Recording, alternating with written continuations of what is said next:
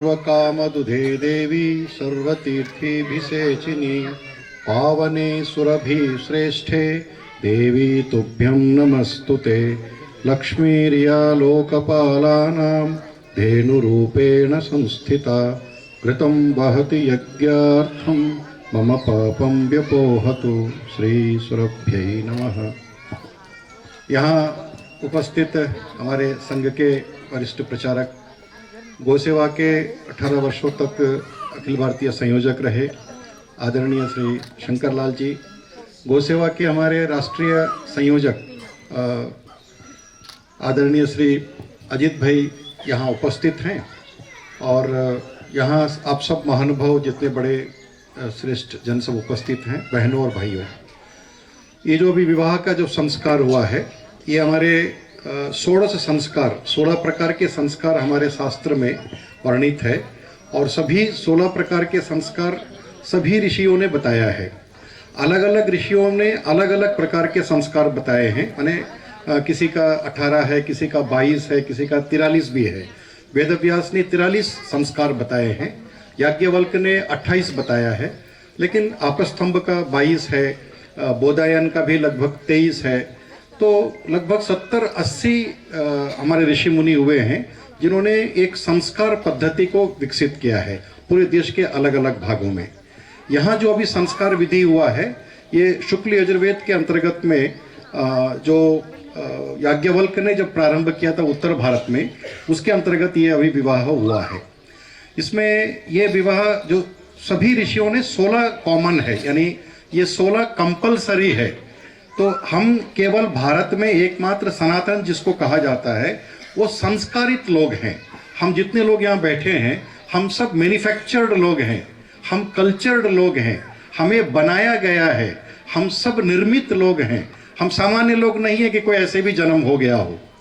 ये जो विवाह संस्कार अभी हो रहा है, ये संस्कार 16 संस्कार में 13वां या कहीं कहीं 12वां है, लेकिन सामान्यतः यहाँ मैंने जो देखा ये 13वां है, 13वां 16 संस्कार है। इसका मतलब विवाह से पहले हमारे 12 संस्कार हैं। तो गर्भाधान से प्रारंभ होता है। तो विवाह का जो आज जो विवाह हो रहा है, ये विवाह इसके पूर्व की तैयारी के साथ हुआ है, यानी 11 संस्कार या 12 संस्कार हो चुके हैं, तब ये 13वां हो रहा है। विवाह के मुहूर्त के जब विवाह तय होता है तो वर और वधू पक्ष का दोनों का गुण दोष ये देखा जाता है। दोनों का जो गुण है, या जो वात पित्त कफ है, या दोष है जिसमें सत रज तम कहा गया है, या पंच महाभूत है, या पंच वायु है, या पंचकोश शरीर है, ये जो पंचक कहा जाता है, इसका संतुलन बैठाया जाता है। तो ये जो विवाह निकाला जाता है, जो वर और वधू का जो तय होता है, वो उनके लिए नहीं है, वर वधू के लिए नहीं है, ये होने वाले संतान के लिए है। कैसा पुत्र आपको या पुत्री चाहिए, वैसा वर वधू होना चाहिए।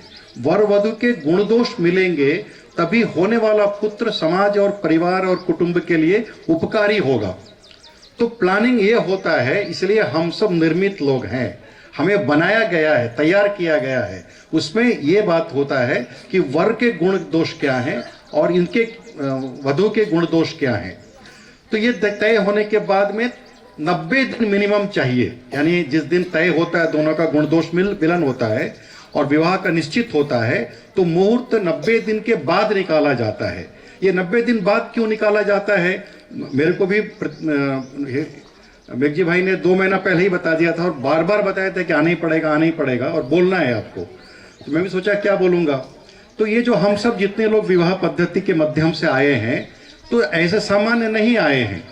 पंडित जी ने जो अभी वेद पढ़ा, आप में से कितने लोग ध्यान दिए पता नहीं, सबसे पहले कलश स्थापना हुई, सभी देवताओं का आवाहन हुआ है, यानी 33 कोटि देवता जो होते हैं, जो भूलोक में है, जो स्वर्गलोक में है, और जो देवलोक में है, और उससे भी ऊपर यानी ब्रह्मा विष्णु महेश, उनको आवाहन किया गया। बार बार विष्णु जी का नाम लिया गया है। विवाह के जो अधिष्ठाता है वो महाविष्णु है, इसलिए हर मंत्र में विष्णु का नाम लिया गया है। जो वर ने जो 7 वचन दिया है, उसमें भी विष्णु और अग्नि को साक्षी करके दिया है। तो ये जो पुत्र उत्पन्न होना है, यानी 90 दिन पहले जो मुहूर्त इसलिए निकाला जाता है, वर का और वधू का डिटॉक्सिफिकेशन ऑफ बॉडी होता है। उसके शरीर के सारे दोषों को निकालकर किस प्रकार के पुत्र होना या पुत्री होना है, उस प्रकार का तैयार किया जाता है। हमारे शास्त्र में, हमारे इतिहास में आप कोई भी पुराण ले लीजिए, महाभारत, रामायण, कुछ भी ले लीजिए, सब में कैसा पुत्र चाहिए वैसे पुत्र उत्पन्न हुए हैं। श्रृंग ऋषि के पास में जब गए दशरथ महाराज और उन्होंने कहा कि मैं 3 विवाह किया हूं लेकिन मेरे पुत्र नहीं हो रहे हैं, तो उनको वशिष्ठ जी ने कहा कि मैं इसका एक्सपर्ट नहीं हूं, इसका एक्सपर्ट श्रृंग ऋषि जी हैं, लेकिन श्रृंग ऋषि जी को प्रसन्न करना पड़ेगा। तो पति पत्नी को लेकर के दशरथ महाराज जी उनके आश्रम में गए, श्रृंग जी के आश्रम में। वहां उनके साथ में कहा जाता है 1 वर्ष रहे। 1 वर्ष क्यों रहे? क्योंकि 1 वर्ष पूरा उनका गो आधारित जीवन रखा गया, यानी दूध, दही, घी और जो प्रोसेस होता है गर्भ संस्कार का, वो 1 वर्ष का पूरा किया गया। यानी उसमें वैज्ञानिक पद्धति तो हमारे डॉक्टर हितेश भाई जानी जी यहाँ बैठे हुए हैं, वो बताएंगे आपको, क्योंकि अभी तक 1000 बच्चे जन्म हो चुके हैं पिछले 14 वर्षों में। जो हमारे शास्त्रों में पद्धति बताया है डॉक्टर हितेश भाई जानी वेद गर्भा के माध्यम से पूरे देश में उसको कर रहे हैं। मैं तो केवल कॉन्सेप्ट बता रहा हूँ आपको, प्रैक्टिकल रूप में डॉक्टर हितेश भाई जानी जी और करिश्मा बहन वो टीम कर रहे हैं वो लोग। तो उस पद्धति में यह है कि श्रृंग ऋषि जी जब आश्रम में गए तो उनको 1 वर्ष पूरा आश्रम में ठहरा कर उनको दूध, दही, घी और गो जीवन उनको लगाया गया, जिसके कारण उनका यानी जो दशरथ महाराज जी थे उनका शुक्र काउंट बढ़ा, उनके शुक्र की वृद्धि हुई। उसको कहते हैं वीर्य शक्ति का वृद्धि होना, वीर्य शक्ति का बलशाली होना, वीर्य शक्ति का शक्तिशाली होना। ये गाय के दूध, दही, घी और गोबर गोमूत्र से उपजे हुए अन्न से होता है। यानी सामान्यतः ये जो अभी विवाह हुआ ये 3 महीने का है, लेकिन श्रृंग ऋषि को 1 साल 12 महीना करना पड़ा, तब करना पड़ा, तब उनको पुत्र हुआ। तो जब वो तैयार हो गए, सारा उनका दोनों का यानी रानी का और राजा का सब डिटॉक्सिफिकेशन ऑफ बॉडी हो गया, तब श्रृंग ऋषि ने पूछा कि बताओ क्या चाहिए, कैसा पुत्र चाहिए। तो श्रृंग ऋषि जी का इच्छा था नारायण जैसा पुत्र मिल सकता है क्या। तो श्रृंग ऋषि ने कहा नारायण जैसा क्यों, नारायण को ही लाते हैं। यानी हमारे यहाँ ऋषियों में यह शक्ति थी कि जिस आत्मा को आप कहेंगे उस आत्मा को ला सकते हैं। उन्होंने श्रृंग ऋषि ने साक्षात नारायण को लाया, यानी दशरथ जी को पुत्र के रूप में भगवान श्री राम का जन्म हुआ। श्री राम जय राम जय जय राम, श्री राम जय राम जय जय राम। तो साक्षात नारायण का जब जन्म हुआ तो ये हमारे ऋषि मुनियों की ये शक्ति है कि जिस प्रकार के पुत्र चाहिए वैसा होंगे, लेकिन आपको साधना करना पड़ेगा, गो व्रत बनना पड़ेगा, आपको वो जीवन जीना पड़ेगा जो हमारे ऋषि मुनियों ने बताया है। तो आज जो यहाँ जो यज्ञ अभी हुआ, जो पंडित जी मंत्र पढ़ रहे थे, मैं बड़ा ध्यान से सुन रहा था, आपको आश्चर्य होगा कि सभी देवताओं का आवाहन हुआ है, सबको आवाहन किया गया है, उनको स्थापित किया गया है, 16 उपचार हुआ है, 16 प्रकार के उपचार हुआ है, अर्घ्य पाद्य आचमन किया गया, उनको स्नान कराया गया। आपने पता नहीं कितने ध्यान दिए, उनको सब प्रकार का स्नान कराया गया, तैल स्नान से लेकर के गंध स्नान तक।